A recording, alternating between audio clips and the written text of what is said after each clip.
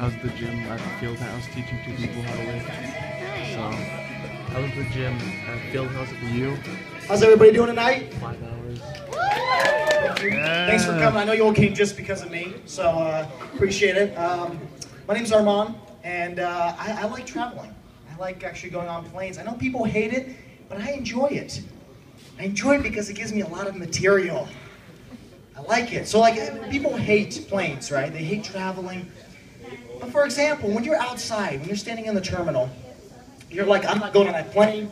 It's a disgrace what they do. They treat us like crap, no food, nothing. And then as soon as the PA goes, attention everybody, we are seating letters A through L. Okay, I gotta get on there first. All right, I'm on there. All right, nobody is sitting in that seat longer than I am. It's like being on death row, like knowing you're gonna die, and then being on there and being like, I don't want to die today. I know I don't want to. And then as soon as the guillotine comes out, they're like, okay, I'm first in line. I want my first blood on that blade. I'm like the least threatening person on the planet. Like, you look at me, you're like, yeah, I could probably take advantage of this guy. You probably could. Like, ladies specifically, I'm okay with that. But you probably could. Like, I'm not threatening at all. But I'm always searched on the plane. Like, I walk through, beep, beep, beep. All right, sir. You're gonna need to take your shirt off, take your pants off. Your tie is clearly a weapon. Take that off, too. Meanwhile, a guy in a turban with like a machine gun walks through, and he's fine. I'm doing jumping jacks, so I'm checking for cocaine on my rectum. I also like planes because there's like a carry-on size limit. It's like a little box, you put it in, see if it works, if it fits, you can take it on the plane. For some reason, there's some exception to this rule, and somehow people bring in all of their luggage. Like, they have a huge luggage, like Egyptian relics, somehow they got from somewhere. And they're like hitting everything possible. They're just walking, oh, sorry, I hurt your child there. And then they get like right in your face, like their groin area is right in your face as they're putting it up. They're like, oh yeah, so sorry about, yeah, it's not fitting. And then the attendant comes over and she's like, oh, you just gotta put a little force in it. I think something broke. And you realize your computer was up there. Personal experience. I also like paying more for emergency seats, sitting in the emergency seats, and not because of the leg room, but because I realize I have everybody's life in my hands. I'm literally God. Like, everybody on the plane, I could kill. Not that I'm just like a kill a person, but I could do that. And they even asked me, like, with the chance that, 0% chance that this plane happens to fall from 35,000 feet and you live, will you open the door? Like, yeah, of course. But I think of it like, if they don't have pretzels, I can just get up and be like, all right, it's a hostage situation. If nobody gives up their pretzels, everybody will die. It's like an Arnold Schwarzenegger movie, emergency exit. I'm gonna take this plane down now. And then what I love watching the people on the plane. They're awesome. Like, the people that are nodding off to sleep for like 30 minutes, they're just like this. They're like for 30 minutes. But the best scene is looking at their face as they wake up. It's like, you guys ever seen the cover of the 40-Year-Old Virgin? That's their face. It's like this. It's like.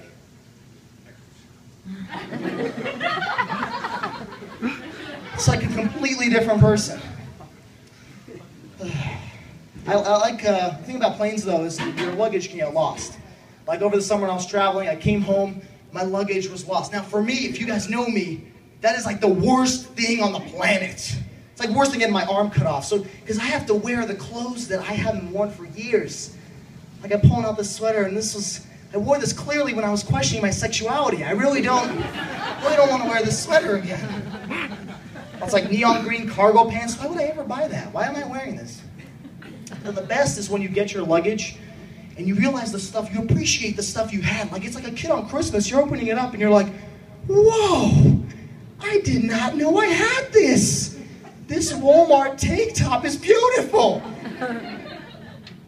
Speaking of Christmas, I love Christmas because it shows how you're just as worthless as the gift that you're giving. Like, for example, you spend a lot of time thinking of a gift, an idea. You wrap it up, it looks like crinkled paper, but to you that looks awesome. You hand it to the person, you're expecting something like amazing, right? You never want to hear this. They're opening it up. Whoa. What is this? No, it's only written on the box, but yeah. And then they start guessing names. Like they're like, well, can I use this in the kitchen? I guess you could use a circular saw in the kitchen. Like I don't really see how that works. I mean, I guess it's a cow. I guess you could use it. And they're like making up excuses. They're like, I'm gonna put it on the windowsill so everybody can see it. A circular saw. I mean, again, like I really don't understand how that makes any sense. Or if you get gifts from people that like you've only known for like a month, like they shouldn't really be giving you a gift, but they do. So you got to think of something to give back to them. It's like, oh, here's a gift. Ah, God damn it. Yeah, I got your gift back here. 1 second. You're in the kitchen. Okay, they're kind of fat, maybe like a fork. I don't know. Come back with like a paper plate, some macaroni, be like, and a glue stick, be like, hey, it's do-it-yourself macaroni arts. Have fun with it. I don't know. I just want to get this out of the way. I like scaring children. I find it really fun. There's no transition. I like scaring children. I want to get that off my chest. I do it about 3 or 4 times an hour. The reason I like it is because it's so easy. Like if one of you was to stand up right now and be like, Arman, you're fat, you're ugly, you have low self-esteem, nobody likes you, be very detailed because you don't know me, but I can't say, hey, if you don't shut up, I'm gonna call the cops on you. Doesn't make any sense. Say that to a child. Their mind is blown. They turn age 40 right in front of your eyes. It's completely different. It's like me putting on a machine gun and saying, if you so much smile in the next 30 minutes, I'm gonna blow your head off. That's how bad it is to them. But it's discipline. It's good. See, when I was a child, my parents disciplined me well. I was a quiet child. And that's because when I did get rowdy, when I did get wild, my parents would tone me down. And they'd use this phrase. And this phrase doesn't make any sense nowadays, but back then, it was scary. So this is what my parents would do. Let's say I'm getting rowdy, I'm playing sports, right? I was actually too gay to play sports, I was probably dressing dolls. So I'm dressing dolls, right? Getting rowdy, my parents are like, boy, come here. If you ever pull that shit again, I'm gonna put you for sale on the internet. I didn't know what the internet was, but it sounded provocative. Now my parents speak Russian. So imagine that entire sentence in Russian. Okay, everything sounds angry in Russian, like, hey, give me that cup of coffee. This is what it sounds like in Russian. Hey, ты дай мне кофе. That sounds horrible and vulgar and obscene. Nobody wants to hear that. This is what that statement sounded like from my parents. Скотина, сюда иди, сюда иди. Если ты опять это сделаешь, я тебя положу на интернет. That's what it sounded. Now this is me hearing this from an adult. That's enough to scar a person for 6 or 7 decades. But I do like scaring children. I think it's fun. A few weeks ago, I was feeling pretty good, right? I was going near my local Smith's. Lindsay, that's where you work, yeah? There's a kid outside, a Boy Scout. I'm like, this is perfect. Perfect. I'm going to freak him out. I'm going to get his hopes up and then just ruin it.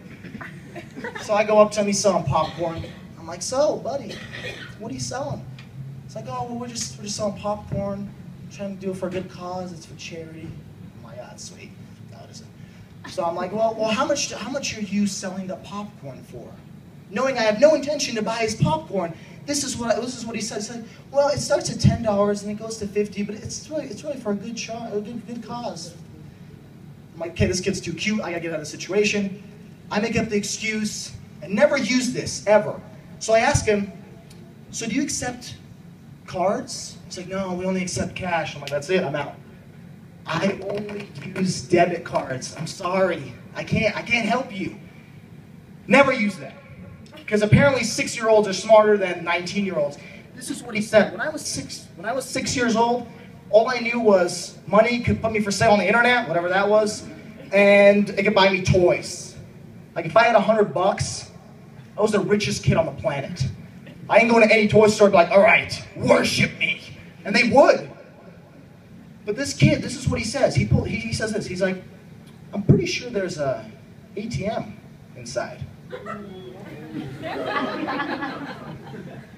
Ladies and gentlemen, time stopped. Sweat that fell off my forehead paused halfway and went back into my head. A 6-year-old outsmarted a 19-year-old. So the lesson you can take from this story is never use that line. If you're like in the middle of Africa and there's nobody around and the guy's like, hey, you want to buy my camel? You can't say, hey, no, I don't have any cash, because his response will be, it's okay, we've got iPhone with Square, that's good. The second moral of the story is don't scare children because they will freak you out. Thanks, you guys have been great.